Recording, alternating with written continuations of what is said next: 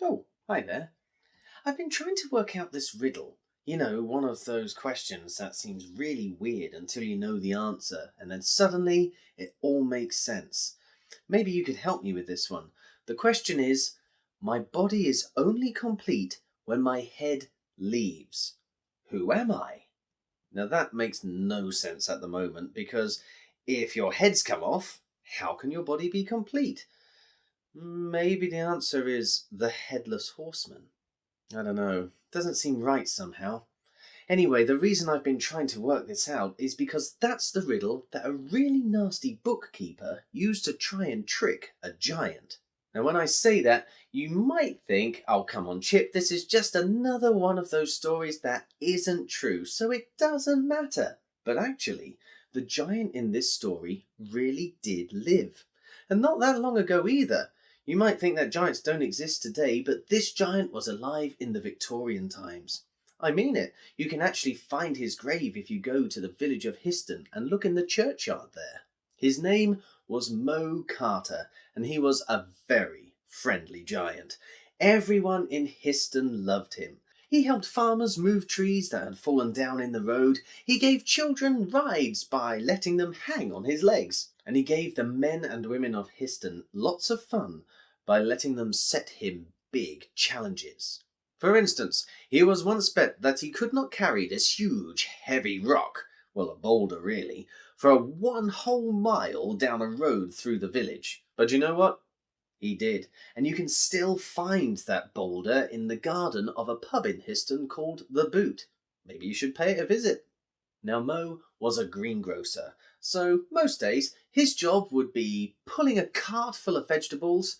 He did it himself, he didn't need horses, in order to sell them in the city of Cambridge. But at the start of this story, Mo got a very different job, because the year was 1840, and Queen Victoria was just getting married to Prince Albert, and so the whole of the country were celebrating the royal wedding.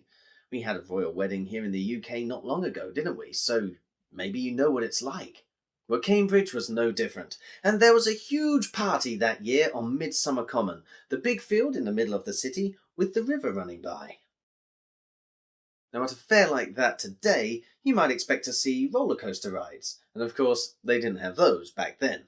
But they were still just as exciting for the people of the time. People knew they could go to this fair and try on the special clothes that tailors were making completely free of charge, or they could watch shows that were being put on for free by local actors and musicians, or they could play special sports tournaments like boxing matches. And in fact, the boxing match at this fair was being run by a bookmaker called Mr. Malice. Now, when I say bookmaker, I don't mean the kind of man who makes books that you find in a library. No, this man was the kind who would give you the chance to bet on sports. So, for example, in a boxing match, you could bet on this person to win or this boxer to win. But Mr. Malice was a rather sneaky bookmaker, and after he had found out that most people wanted one boxer to win, he would go to that same boxer and pay him to lose. And of course, he would offer him more money to lose than the boxer would normally get for winning. So the boxer would deliberately lose, but it didn't stop there, because when that boxer came to Mr. Malice and asked for his money, Malice said, "Well, I will give you your money on one condition. You have to answer my riddle. And the riddle is this. My body is only complete when my head leaves. Who am I?" Well, none of the boxers knew the answer, and that meant Mr. Malice didn't give them their money. And that could make this particular boxer get really, really cross, but there was nothing he could do about it.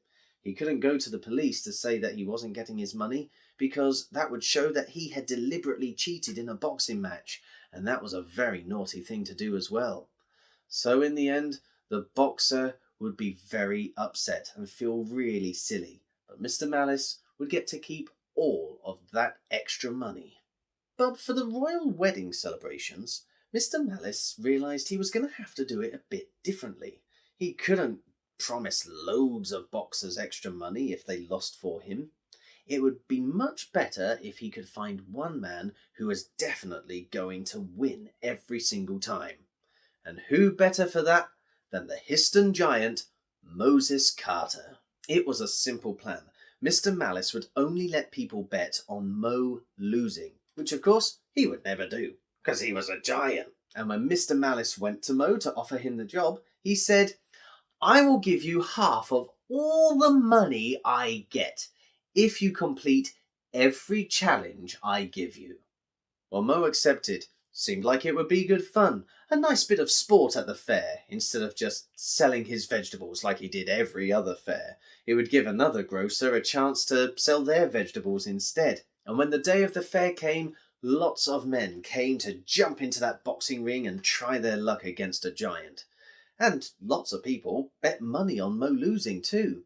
Now you might think, why would they do that? It's obvious he's going to win. He's a giant. But the fact was, people were just having loads of fun at the fair. Mo was a really good sport. He never really hurt anybody in that ring. He would just let them hit him a few times and then pick them up and drop them outside the ring and win that way. Plus, everybody knew that at the end of the fair, Mo was going to be able to take away half of all the money. And they really did like Mo. They felt he deserved it. But at the end of the fair, when Mo went to ask Mr. Malice for his money, Mr. Malice said, "I will give you your money if you can answer my riddle. My body is only complete when my head leaves. Who am I?"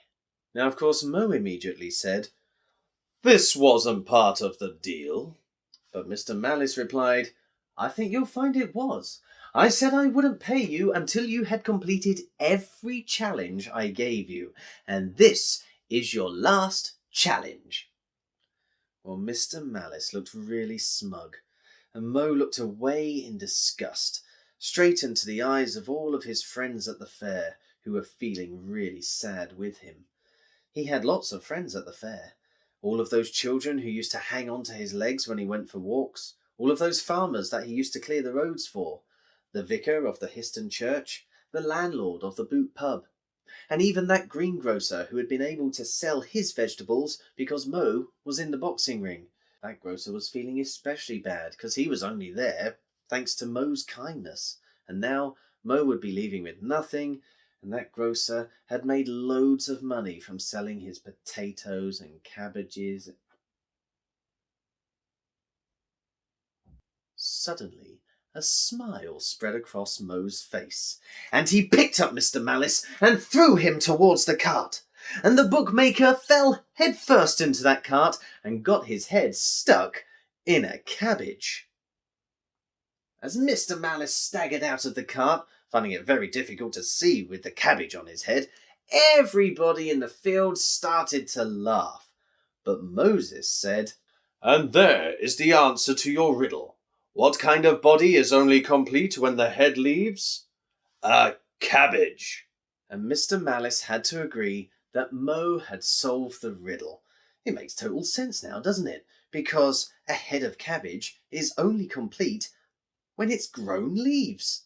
So Mr. Malice gave Moses all of the money that he was owed. And because people wouldn't stop laughing at him, and because everybody now knew that he was a cheat, Mr. Malice soon left Cambridge. In fact, he left Cambridgeshire for good and was never heard of again.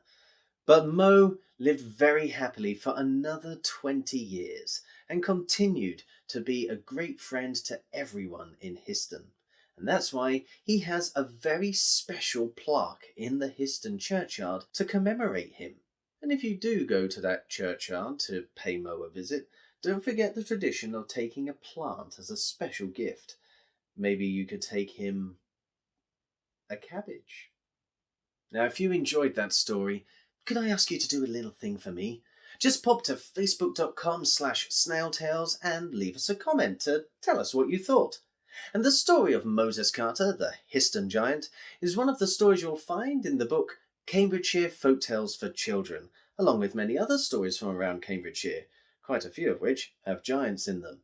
If you haven't already got a copy, why not order one from the History Press? And it only remains for me to say cheerio and hope to hear your story soon. So, Cheerio, and I hope to hear your story soon.